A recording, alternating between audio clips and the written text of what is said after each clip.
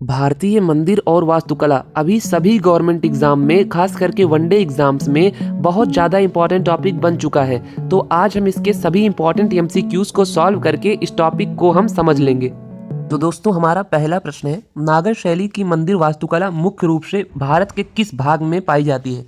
तो आइए पहले मैं आपको दो बात बताता हूँ। पहली बात यह है कि जो नॉर्थ इंडिया यानी कि उत्तरी भारत के जितने भी मंदिर हैं, उन्हें हम नागर शैली के रूप में जानते हैं। उनका निर्माण जिस शैली में हुआ है उसे नागर शैली बोला जाता है। और साउथ इंडिया के जितने मंदिर हैं, उनका निर्माण जिस शैली में हुआ है उसे द्रविड़ शैली कहा जाता है। तो हमारा पहला प्रश्न है, नागर शैली की मंदिर वास्तुकला मुख्य रूप से भारत के किस भाग में पाई जाती है? तो इसका आंसर होगा उत्तरी भारत। ठीक है। अगला प्रश्न है, नागर शैली के मंदिर के मुख्य शिखर को क्या कहा जाता है? तो इसका आंसर ही क्वेश्चन में छुपा है। इसे कहा जाता है शिखर। यानी कि जो नागर शैली के मंदिर होते हैं, जैसे उनका जो ये मुख्य भाग होता है, इसे शिखर कहा जाता है, ऊपरी भाग। और जो जो साउथ इंडिया के द्रविड़ शैली के मंदिर होते हैं, तो उनके जो ऊपरी भाग होता है उसे विमान कहा जाता है। ठीक है। आपको जो मैं इमेज दिखाई दे रही है इस समय स्क्रीन पर, उससे आप समझने का प्रयास करिए। ठीक है। नेक्स्ट क्वेश्चन की ओर चलिए हम लोग बढ़ते हैं।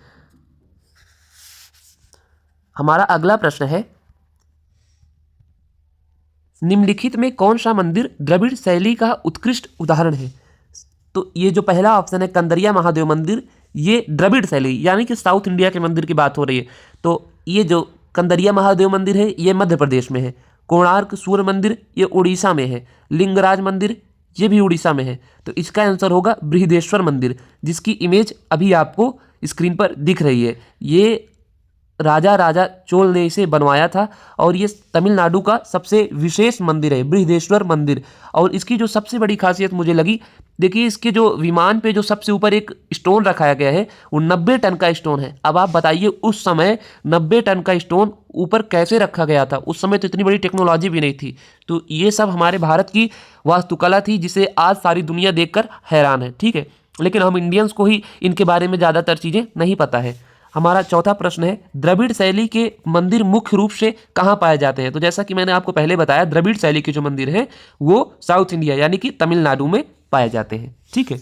नेक्स्ट क्वेश्चन की ओर चलिए हम लोग बढ़ते हैं। हमारा अगला प्रश्न है, द्रविड़ शैली के मंदिर के पिरामिड नुमा टावर को क्या कहा जाता है? सो मैंने पहले ही आपको बताया, जैसे अब क्या होता है, जो हमारे नॉर्थ के मंदिर हैं, तो उनका जो टॉप होता है वो कुछ ऐसा होता है। ठीक है। और जो साउथ इंडिया के मंदिर होते हैं, तो उनका पिरामिड नुमा होता है। पिरामिड नुमा मतलब ऐसा। ठीक है। तो उसे हम क्या कहते हैं? उसे हम कहते हैं विमान।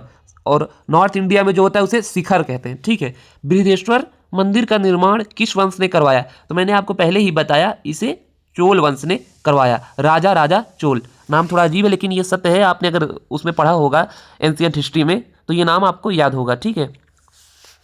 नेक्स्ट क्वेश्चन है हमारा, वेसर शैली किन दो शैलियों का मिश्रण है? देखिए क्या हुआ कि अब हमारा आता है चालुक्य वंश। आपने प्राचीन इतिहास में पढ़ा होगा। तो उन्होंने जिस मंदिर का निर्माण कराया उसे वेसर शैली में बनवाया। वेसर शैली जो है, ये द्रविड़ और नागर यानी नॉर्थ और साउथ का मिक्सचर है। ठीक है। तो इसका आंसर होगा ऑप्शन सी। वेसर शैली का विकास मुख्य रूप से किसके काल में हुआ? तो जैसा कि मैंने बताया, चालुक्य वंश में इसका निर्माण हुआ। ठीक है। ये द्रविड़ और नागर का मिक्सचर है वेसर शैली। ठीक है। निम्नलिखित में कौन सा मंदिर वेसर शैली से संबंधित है? तो इसका आंसर होगा विरूपाक्ष मंदिर। ठीक है। दक्षिण भारतीय मंदिरों के विशाल प्रवेश द्वार को क्या कहा जाता है? तो इसका आंसर होगा गोपुरम। जैसे आप साउथ इंडिया के किसी भी मंदिर में जाएंगे, तो मंदिर से पहले आपको एक विशाल गेटवे यानी कि क्या प्रवेश द्वार मिलेगा, उसको हम गोपुरम के नाम से जाना जाता है। और एक क्या अंतर होता है इसमें, जो नंदी जी होते हैं, नंदी भगवान, वो मंदिर से बाहर होते हैं। और नॉर्थ इंडिया में क्या है, मंदिर के अंदर होते हैं। तो ये विशेषताएं आपको याद रखनी है। ठीक है।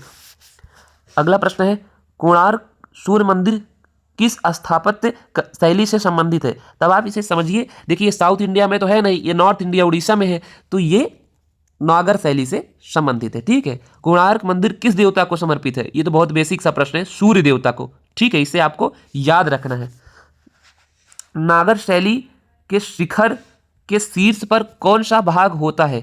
तो इसका आंसर होगा अम्लक। जो नागर शैली यानी कि नॉर्थ इंडिया के जो मंदिर होते हैं, तो उनके शिखर के शीर्ष पर अम्लक होता है। ठीक है। लिंगराज मंदिर कहाँ स्थित है? तो इसका आंसर होगा भुवनेश्वर, जो उड़ीसा की राजधानी है। यह उड़ीसा का सबसे बड़ा मंदिर है, लिंगराज मंदिर। और ये भगवान शिव और भगवान विष्णु को समर्पित है। अगला प्रश्न है, महाबलीपुरम के शैलकृत मंदिर किस वंश द्वारा बनाए गए थे? तो इसका आंसर होगा पल्लव। ठीक है, महाबलीपुरम के जो मंदिर बनाए गए थे वो पल्लव वंश द्वारा बनाए गए थे। महाबलीपुरम का शोर मंदिर किस शैली में बना है? तो इसका आंसर होगा द्रविड़ शैली। ठीक है, अगले प्रश्न की ओर हम लोग बढ़ते हैं। किस शैली में वक्राकार शिखर पाए जाते हैं? तो इसका आंसर होगा नागर शैली। यानी कि नॉर्थ इंडिया में जो मंदिर होते हैं तो उनके शिखर वक्राकार होते हैं। ऐहोल और बदामी के मंदिर किस वंश से संबंधित है? तो इसका आंसर होगा चालुक्य।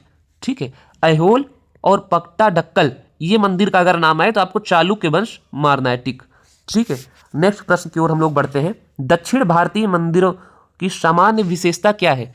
तो इसका आंसर होगा अम्लक। देखिए, इसको तो मैंने बताया नागर स्टाइल यानी नॉर्थ इंडिया। रेखा शिखर ये भी नहीं होगा। चैत्य हॉल ये तो बुद्धिज्म से रिलेटेड है। तो गोपुरम जो मैंने आपको बताया स्टार्टिंग में जो गेटवे होता है उसे हम गोपुरम कहते हैं। तो यही दक्षिण के मंदिर की सामान्य विशेषता है। कंदरिया महादेव मंदिर ये स्थित है, अभी हमने आपको पहले ही बताया था, मध्य प्रदेश खजुराहो में। ठीक है, और इसे चंदेल वंश ने बनाया था। और जो उड़ीसा का भी हमने सूर्य मंदिर पढ़ा उसे गंग वंश ने बनाया था। तो वंश का भी नाम आपको याद रखना है।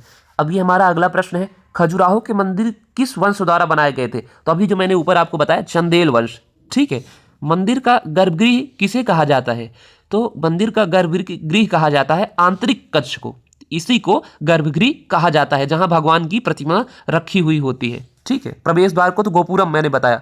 ठीक है, ब्लैक पैगोडा किस मंदिर को कहा जाता है? तो इसका आंसर होगा कोणार्क का सूर्य मंदिर। ठीक है, जो उड़ीसा में स्थित है। और इसमें क्या है, 24 पहिए दिखाए गए हैं। भगवान सूर्य का ये रथ, ये इसका जो स्ट्रक्चर है वो रथ के समान है। द्रविड़ शैली अपने शिखर पर किस काल में पहुंची थी? तो इसका आंसर होगा चोल वंश। चोल वंश के काल में द्रविड़ शैली अपने शिखर पर पहुंची थी। अगला हमारा प्रश्न है, होयसाल मंदिर किस लिए प्रसिद्ध है? तो ऑप्शन देखिए, ईंट निर्माण नहीं, साधारण सजावट बिल्कुल नहीं, सूक्ष्म पत्थर निकासी, यही होगा इसका आंसर, नकाशी। तो एक चीज और है, होयसाल जो मंदिर है इसे स्टार शेप में बनाया गया है, यानी कि तारा जैसा है। तो इसका भी मतलब अगर ऐसा कोई प्रश्न आए तो इसका भी आंसर होगा होयसाल मंदिर। ठीक है, ये थे आज के हमारे टॉप प्रश्न, जिसमें मैंने ज़्यादातर क्वेश्चन जो आपके एग्जाम में आ सकते हैं सब कुछ कवर कर लिया है हमने। अब आपको क्या करना है, अब आपको इसे बार बार रिवाइज करना है। ठीक है, तो मिलते हैं नेक्स्ट वीडियो में। ऐसे ही जीएस के सभी टॉपिक को कवर करने के लिए हमारे चैनल को सब्सक्राइब कर लें। धन्यवाद।